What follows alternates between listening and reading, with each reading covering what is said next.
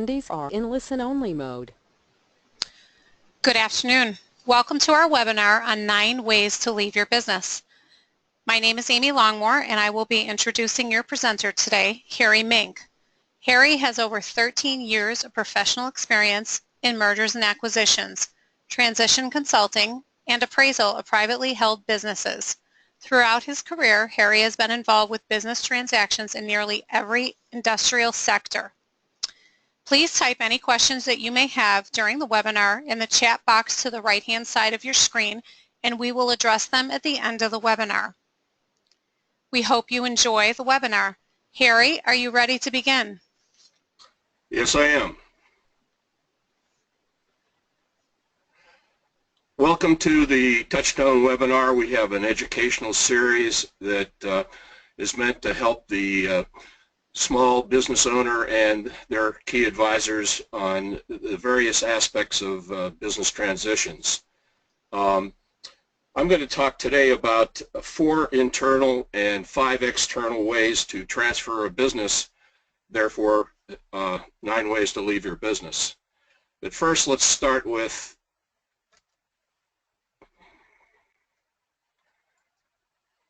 first start with who we are. We are intermediaries. We fit between the New York investment bankers, Wall Street guys that handle the major corporations, usually stock transfers of, as we show here, major brands or banks, or usually they're divisions of very large businesses, and the Main Street brokers who sell basically mom-and-pop businesses. Typical valuations are $500,000 to $1 million, maybe $2 million. It's the pizza shop, as we show here, the dry cleaners, any store you might see in a strip mall, the gas station on the corner, restaurants, liquor stores, etc. We fit in between. Investment bankers are, doing 100 million plus. We're fitting in the $3 to $5 million to $30 to $50 million range. And let's get going with the ways that a business may be transferred. Family businesses. There's some very notable family businesses. We all know about Fidelity. That's a family-owned business, and it's a huge corporation. So the size can vary from literally mom and pops to very large corporations. The advantages of selling a family business are you keep the legacy, its continued involvement with the family. However, there's some disadvantages. Usually there's the transfer is without remuneration for the owner, and it has high financial risk. Usually there's a payout that goes long-term, like an annuity. It's difficult to treat multiple family members equally due to different skill levels, interest in the business, etc. And the successor who takes over the family business may not have the skill set or the willingness to take the responsibilities of running a business, and especially when the whole family is depending on the financial return. The second way to transition a business is to sell to, if there's 2 owners or partners, just to sell to the other person or persons. The advantages are skills and knowledge in known quantities. The culture can remain. It's kept within the confines of the company, so there's no breach of confidentiality. However, there's some disadvantages. Typically, the low sales price. Usually the buyer has limited resources, and the owner who is selling may have to take a large note, which is high risk. And the remainder owners might not have the skill set and the qualifications to manage all aspects of the business. In my experience, where there's dual owners, usually there's a person who is responsible for, we call them the rainmaker, generating new business and maintaining existing accounts. And then there's somebody who is very skilled with the operations, systems, and procedures, etc. So there's some risk in selling the second way here. The third is an MBO, sales to management. It has similar advantages to selling to a partner. The skills and knowledges are there. It takes less time because everybody knows the business, and the owners can still remain active in the business. However, it has some disadvantages. Again, the value of the business to the owner is not going to be high, and the management's ability to give it a unfair, give the owner who's negotiating a MBO, his management team has him or her at a disadvantage. The next way would be an ESOP, an employee stock ownership plan, and this is a advantage for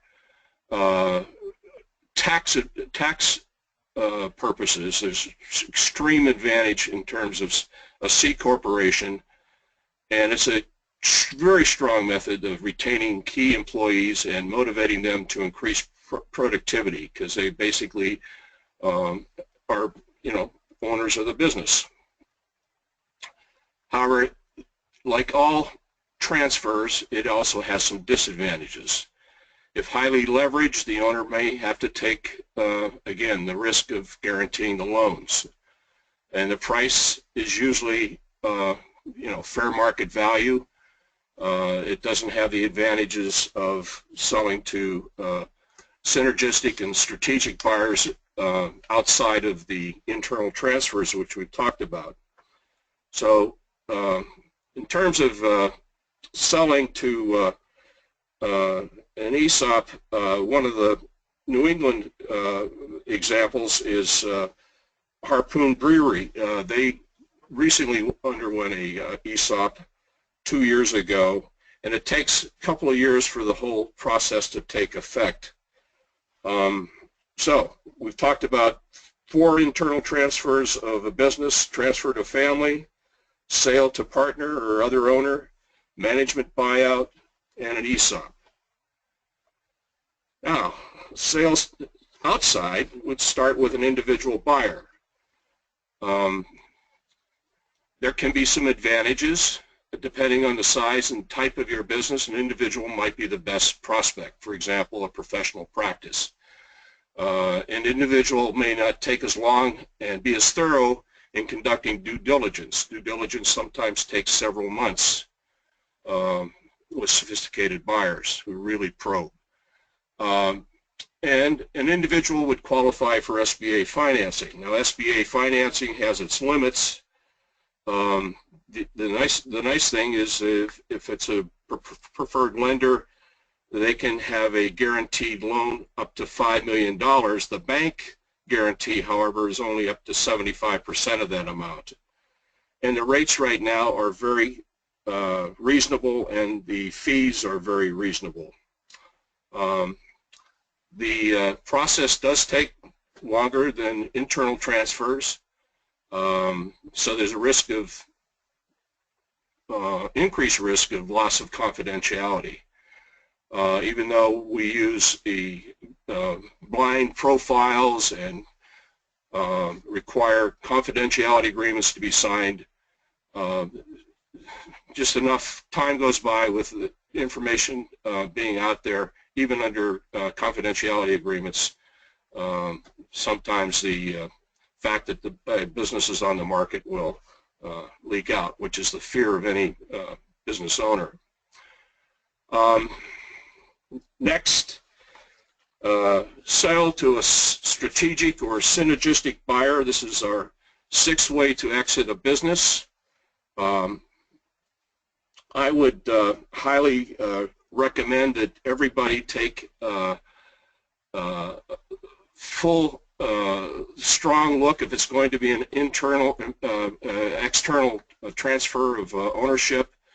There's some really strong advantages to the owner. It's the greatest chance to receive the highest price and the best terms, and typically it removes the owner from the financial investment risk. He can cash out pretty much up front. And for the legacy of the business that has been built by the owner, there's a great chance for cash infusion by a synergistic or strategic buyer, because they're buying the company to grow their company. And so there's a great chance for post-closing growth of the company, which is a strong asset to key employees that are remaining for them to grow and have larger opportunities in a larger company. However, the disadvantages are somewhat similar to the prior one I was talking about to an individual. The process takes a little bit longer than an internal sale, 6 to 12 months, so there's increased risk of confidentiality leaks. If the absorption isn't and the cultures aren't a perfect match, there can be a loss of the company mission and the culture, which leads to the employees that move with this transfer. They may not be as motivated as they were when it was an individual entity.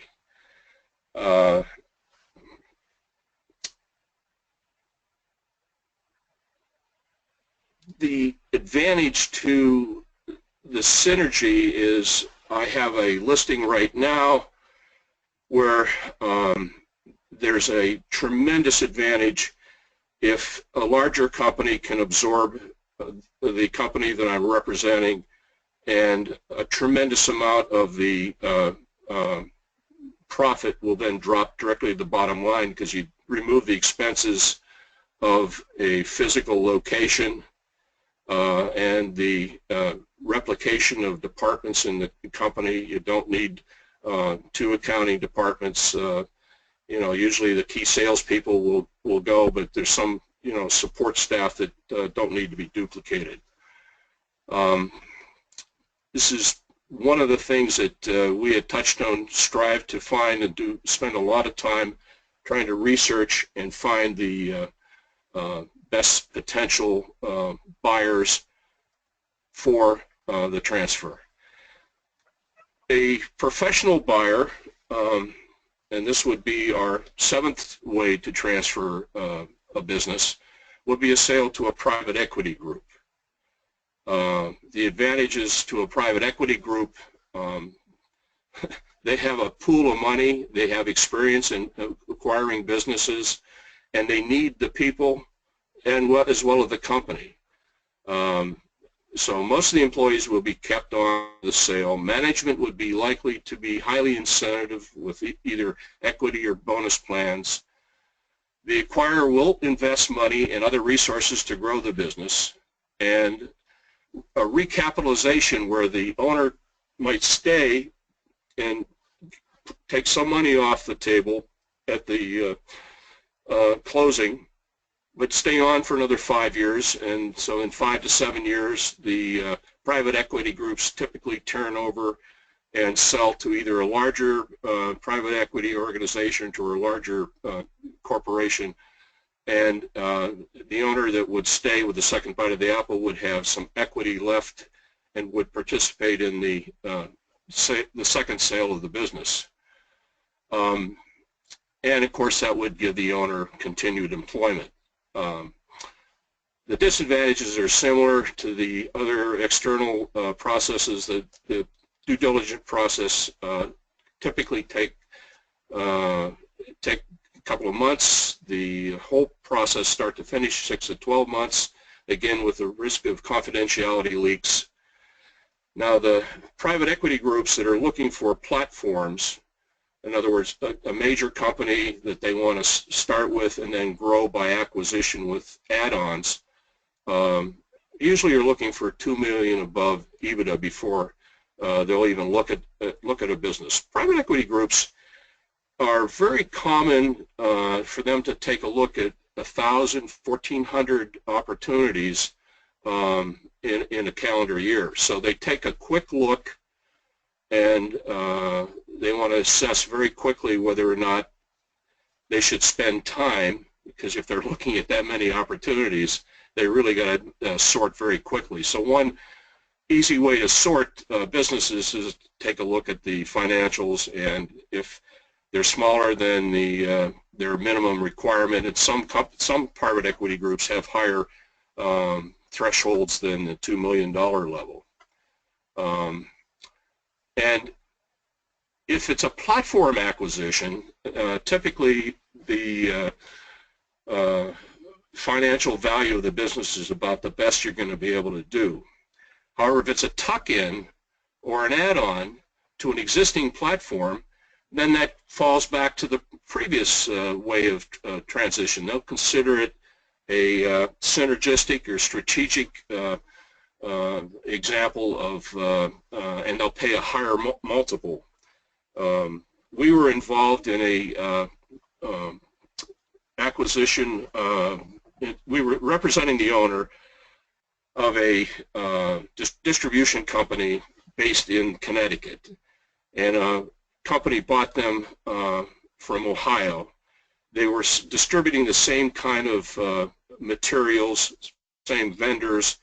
The value add of the Connecticut potential acquisition for this company was the fact that they also did some assembly. They added work to the parts rather than just being a straight distribution center.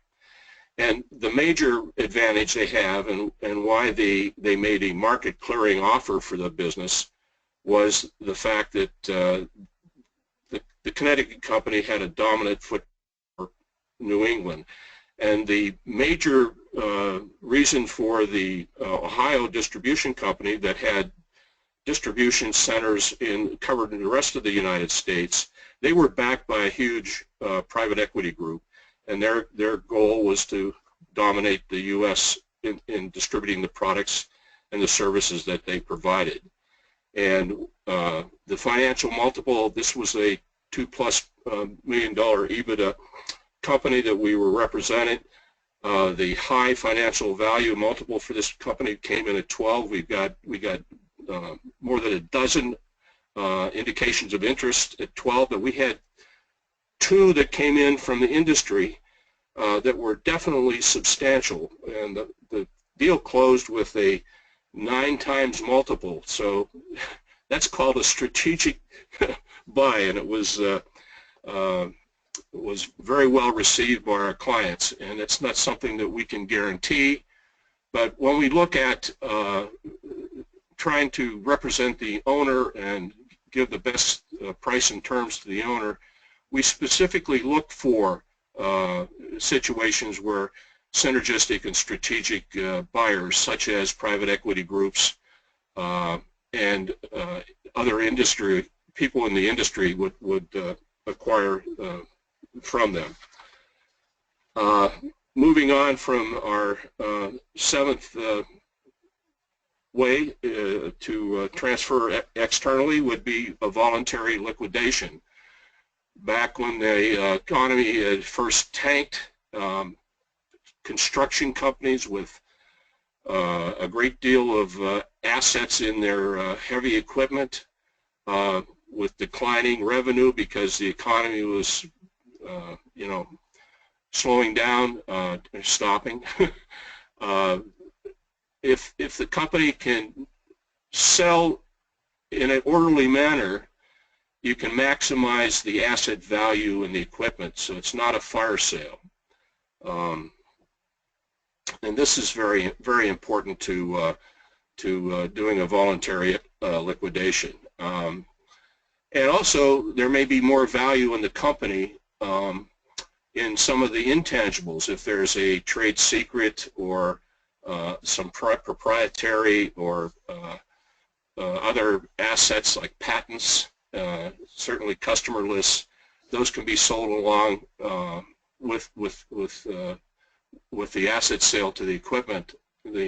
Sometimes a certain patent may have more value than anything else in the company.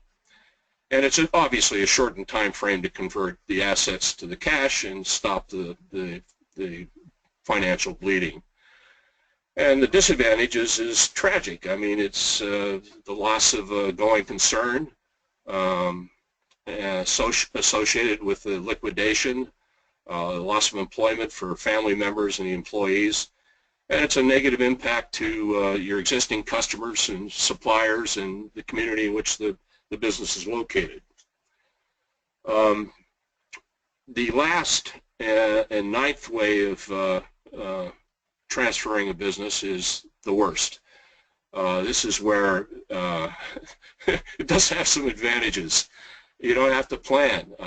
Basically, you're out of business. The cash flow, you can't afford to make payroll, so you don't have to worry about pretty much anything. You don't have to.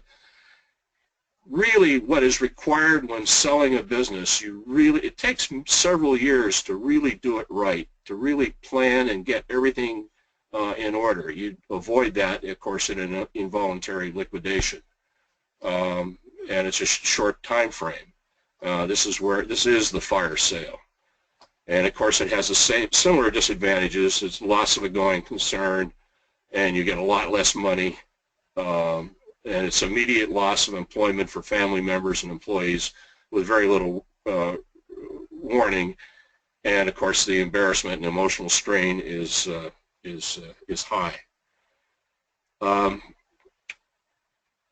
About Touchstone Advisors, we are an exit planning, merger and acquisitions firm advising owners of firms with sales revenues of $5 million plus. I think the largest business that we've sold is $30 million, and we have certified exit planning capabilities, so years ahead of an actual transition, whether it's an internal transition that I spoke about earlier or one of these external transitions, we can help you plan. Is the problem you, or is the problem the company? And we have the tools to help an owner and his management staff work to maximize the transition value. Owners seeking acquisition prices of $2 million or more, we work primarily with manufacturing, distribution, and tech companies, along with business-to-business service companies. And I'll turn it back to Amy now. Thank you, Harry. Thank you. I would like to take a moment to let everyone know that our next webinar is scheduled for January 12, 2017 at noon. And if you would like to register, please visit our website at www.touchstoneadvisors.com or watch for an email invitation. We hope you will join us again. This concludes our session for today, and thank you very much.